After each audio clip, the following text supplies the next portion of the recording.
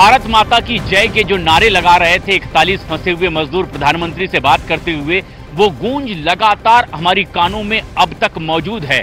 कल रात को जैसे ही उन्हें रेस्क्यू किया जा रहा था, एक एक करके वो मजदूर बाहर आ रहे थे। यूं लग रहा था जिंदगी की सबसे बड़ी जंग उन्होंने जीती हो। 17 दिनों तक इसी टनल में वो फंसे रहे। 12 तारीख से लेकर के 28 तारीख तक के लगातार कई उतार चढ़ाव आए और आखिरकार उसके बाद एनडीआरएफ के जवान थे, एसडीआरएफ के जवान थे, भारतीय सेना के जवानों की मौजूदगी थी। इसके साथ साथ सबसे अहम वो रहे जिनके रोल को लेकर लगातार दुनिया भर में चर्चा हो रही है और रेड माइनिंग के जरिए हाथों से खुदाई करके जो उनके नजदीक पहुंचे थे, आखिरकार कामयाबी उन्होंने दिलाई और ये जंग एक बड़ी फतेह के तौर पर देखी गई है। और खास बात यह रही कि 17 दिनों तक के लगातार सिर्फ भारत में नहीं पूरी दुनिया भर में इसकी चर्चा होती रही, कामयाबी मिली और आखिरकार एक नई सुबह यहां पर सिर्फ टनल के आसपास ही सिलक्यारा में देखने नहीं मिल रही है, बल्कि देश भर में माना जा रहा है कि एक नई सुबह है। 41 जिंदगियां बची, सभी के चेहरे पर मुस्कान लौटी। लेकिन इस समय हॉस्पिटल में उन्हें रखा गया है, मॉनिटरिंग बहुत जरूरी बताई गई थी। क्या वहां का ताजा हाल है? हमारी सहयोगी प्रियंका इस वक्त वहां मौजूद हैं। तमाम वो 41 मजदूर जहां पर एडमिट किए गए हैं। प्रियंका, क्या अब रिएक्शन उनकी ओर से है? प्रधानमंत्री से उन्होंने बात की है, खुशी का इजहार किया है, अब तो परिजन भी वहां पहुंच रहे हैं, अपने परिवार के लोगों से भी उनकी मिल मुलाकात शुरू होने वाली। जी बिल्कुल, तमाम जो परिवार के लोग हैं वो आना शुरू हो गए हैं। गेट के ठीक बाहर मेरी मौजूदगी है। कुछ लोग जो है वो अंदर भी जा चुके हैं। बातचीत भी हमारी हुई है कुछ लोगों से जो अंदर हैं, जिनका कहना था कि शुभकामनाएं दी हैं प्रधानमंत्री ने और अभी फ़िलहाल उनको इंतज़ार है कि क्या उनको मेडिकली एडवाइस किया जाता है, क्योंकि उसके बाद ही डिसाइड किया जाएगा कि वो यहाँ से या एम्स ऋषिकेश जाएंगे या फिर अपने घर जाएंगे। तो फिलहाल उस एडवाइस का वो इंतज़ार कर रहे हैं। तमाम परिवार के जो लोग हैं वो एक एक करके अंदर जा रहे हैं।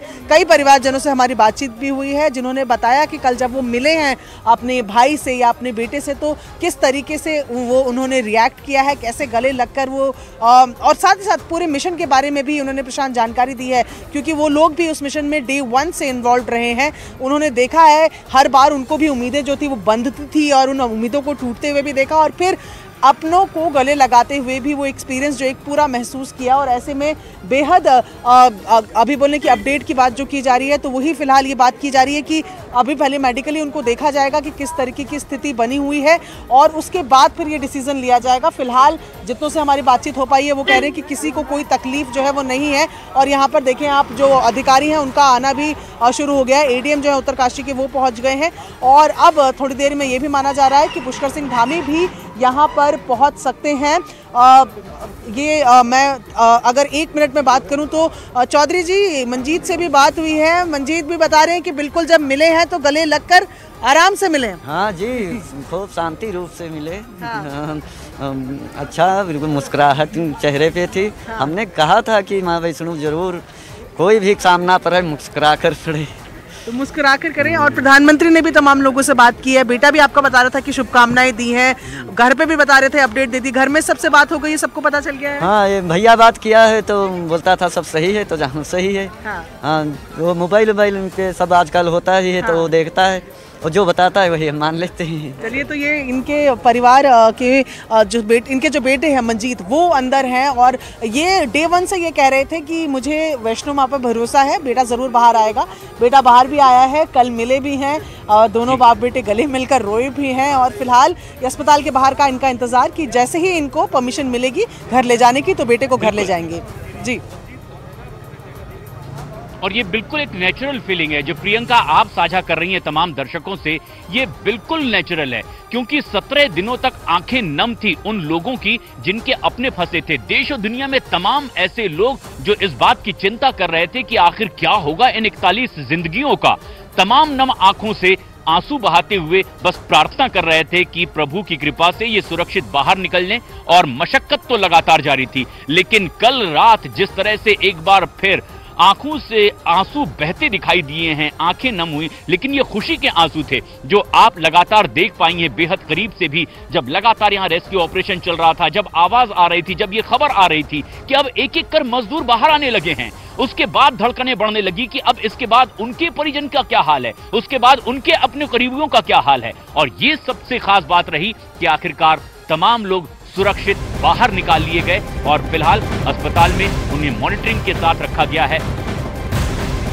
और ये सबसे बड़ी खबर भी है इस वक्त की कि 17 दिनों की भारी मशक्कत के बाद आखिरकार फंसे हुए टनल में 41 मजदूरों को सुरक्षित बाहर निकाल लिया गया।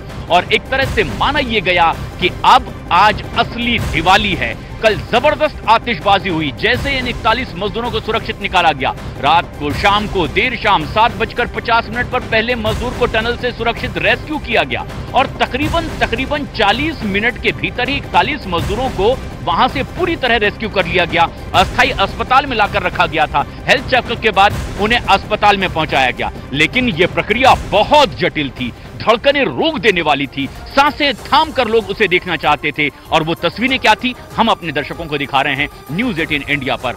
किस तरह से ये पूरी प्रक्रिया आगे बढ़ी है, किस तरह से इस रेस्क्यू ऑपरेशन को आगे बढ़ाया गया है। 17 दिनों तक ये भारी मशक्कत होती रही, कई तरह की योजनाएं बनाई गई। उन योजनाओं में कभी कामयाबी मिलती दिखाई दी तो कभी नाकामी भी, लेकिन एक सबसे अहम बात थी, वो थी हिम्मत और जज्बा उन लोगों का जो लगातार रेस्क्यू ऑपरेशन में जुटे हुए थे, हिम्मत और साहस उन लोगों की जो टनल में फंसे हुए थे। वो 41 मजदूर जिन्होंने हिम्मत नहीं हारी, जो एक दूसरे की हौसला अफजाई करते रहे, ये कहते रहे कि लगातार हम बाहर के लोगों से संपर्क में हैं और अब कामयाबी उन्हें मिलकर ही रहेगी, हम सुरक्षित बाहर निकलेंगे। ये तस्वीरें देखिए किस तरह से ये पूरा रेस्क्यू ऑपरेशन बढ़ा हुआ है।